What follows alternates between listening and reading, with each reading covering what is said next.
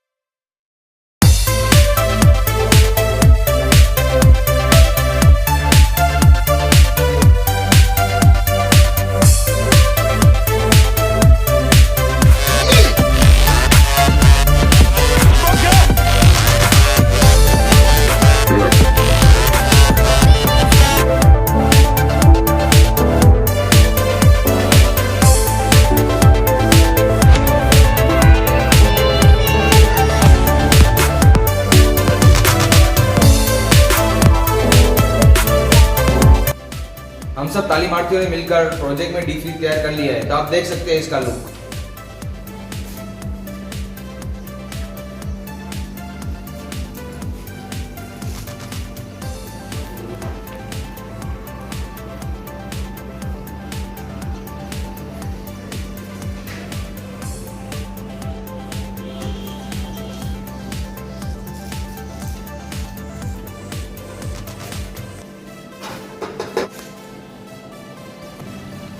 हमने अच्छे कंडेंसेशन के लिए और कंप्रेसर को ओवरहीट होने से बचाने के लिए हमने फैन मोटर लगा दी है। ये फैन वातावरण की हवा को सामने से खींचता है और कंडेंसर पर डालता है और कंप्रेसर के ऊपर डालता है। वो गर्म हवा या इस होल के माध्यम से बाहर निकल जाती है वातावरण में। ये इसकी थर्मोस्टेटिक स्विच है जो टेम्परेचर मेंटेन के लिए काम आती है। अभी हमने 5 नंबर पर इसे रखा है और टेम्परेचर आने पर ये ऑरेंज लाइट बंद हो जाएगी और कंप्रेसर स्टार्ट होगा तभी भी ये ऑरेंज लाइट स्टार्ट रहेगी। और ये रेड लाइट मेन सप्लाई आ रही है या नहीं आ रही है ये दिखाने का काम ये रेड लाइट करती है।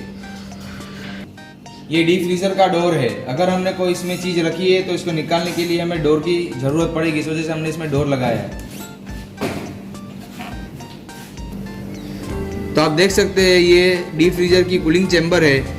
इसमें आप देख सकते हैं कि आइस आ चुकी है।